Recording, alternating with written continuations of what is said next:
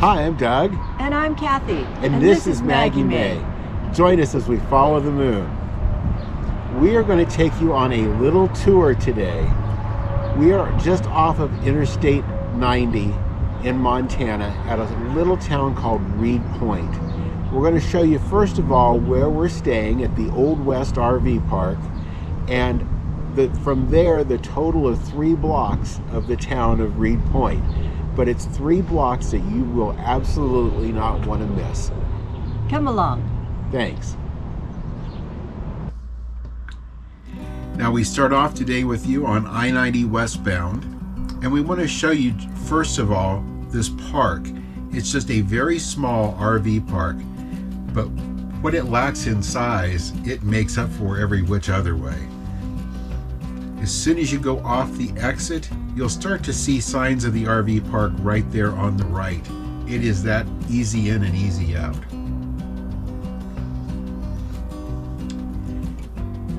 This park is one of these parks that completely fills up every night and almost empties out every day. That's right.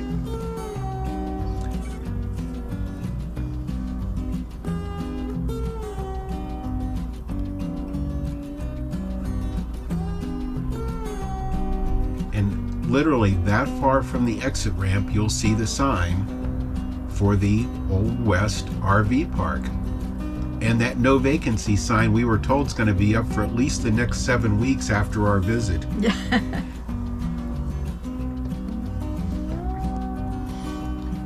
This is how you'll come in when you check in, and you'll see cones kind of pointing you around over here to the stop sign. You'll stop there. The camp host came out immediately, left us the map, and went over everything about the park. This is the office plus the laundry. A real nice little laundry facility. Everything in here was spotless. Yeah, definitely. And then this is the men's side of the shower house, bathhouse. Again, everything's spotless clean. The white tile and white grout in the shower. I can't ever remember seeing anything that sparkled quite the way it did. And the facilities are a little bit small, but the park's a little small, so it fits the size of the park. That's right. The sites are all the way down along the side. They're all pull-throughs. So you basically, seems like you're taking the exit and going back out onto the main street of town. Right there is a, I'm trying to think the name of it. It was a little trading post. Trading I couldn't post, think of yes. the name because it was a name we couldn't hardly read. It's okay. Trading post is what I was looking for there. And you can pull up along the side of the park, and then these are all pull-throughs. And this was our site right here. They are plenty big enough to accommodate any size of a big rig. The grass is just taken care of beautifully. They do water at night. So it says on their map. We never actually heard it. Plenty of room in front of the coach as well as behind the coach.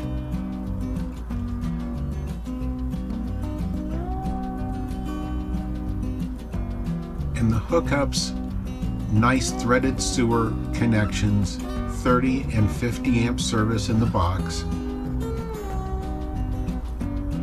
Don't expect TV reception. There's no cable in the park, and there's no over-the-air stations in the area. But they do tell us they've got great Wi-Fi. We were able to use Verizon while we were here with no trouble. And T-Mobile worked pretty well also. And we were able to stream a bit. Yes. Yeah, we were. Now on our right is the post office. So if you do need to have mail forwarded, the post office is right there, right across the street from the park. And the sheep, which pays tribute to their sheep heritage. Little gas station right there that also has fishing supplies. Talk about convenience. Everything you need right there. Now the building coming up here on your right, that was once the largest cradle manufacturer in the United States. Now it's home to Java Gypsy. It is adorable. And the drinks were great. So was the little The muffins. muffins, yeah. Yep. That's a little Airbnb right across the street from it. And that used to be a bank. Yes, it did. And this lets you look down one side street at the one block and look down the next side street. I thought that was neat, sitting right on the Yes, corner. I thought so too. And that's the entire width of the town. Now that little white building is their library. It's open from 11:30 until 4, I believe, on Wednesdays. That's it. The original part of the library was floated across the Yellowstone River in 1924, and this edition was added soon after. Found this in the library, just some little facts about the town, and at one point it had 3 automobile dealerships, it had 2 banks, had several grocery stores. It used to be a lot bigger. Yeah, it sure did.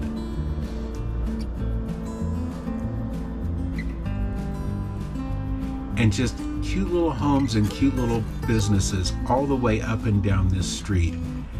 This building here is just being renovated, getting ready to go into the National Historic Register, we were told. That was a little freebie store, it sounded like.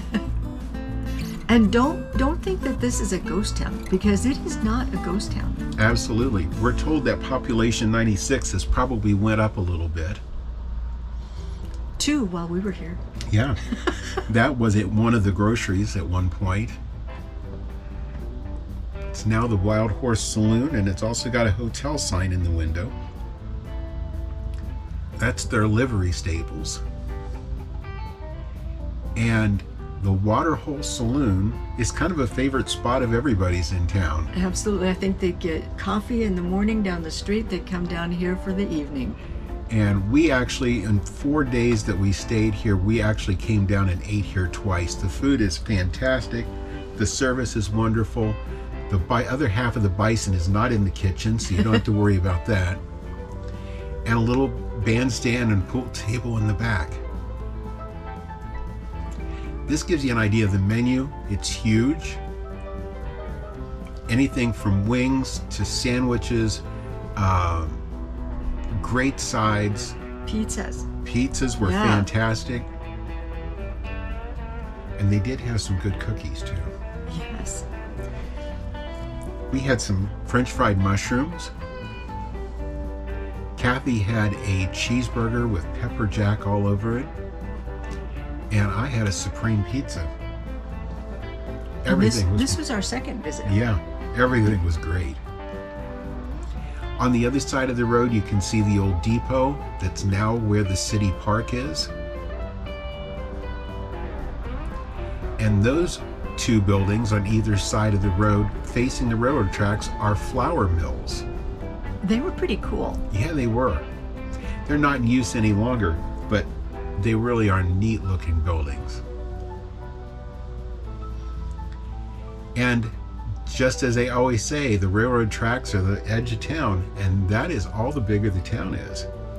We're going to go just probably a half a mile outside of town here. Now there is something that goes on here every year that draws about 3,000 people. They said there's an event that comes up in September that has a big attraction, and they've got a couple other ones throughout the year, but the one in September is the big one. This is not a dying town. No, not at all.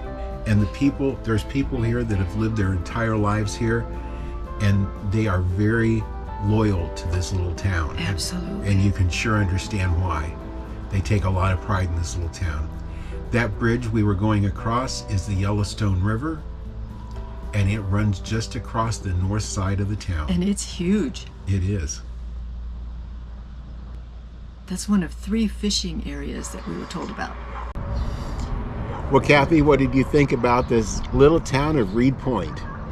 Well, I think we better move on real quick because I can feel roots coming on. This is definitely like not just these little throwback Western towns that you see, but it's like living in another It is era. alive. Yes, it is so amazing. It's so cute. It's so just adorable. I love it. And as if there's not enough reason to come through Reed Point as you're buzzing across I-90, what did you think about the Old West RV Park? Oh, the park is great. It really is. I'm just loving it.